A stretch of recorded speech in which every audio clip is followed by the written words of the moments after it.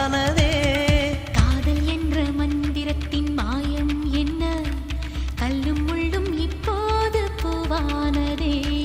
வானவில்லின் துண்டொன்று மண்ணில் வந்து யாருக்கும் சொல்லாமல் பெண்ணானதே. தென்மேற்கு பருவக்காற்று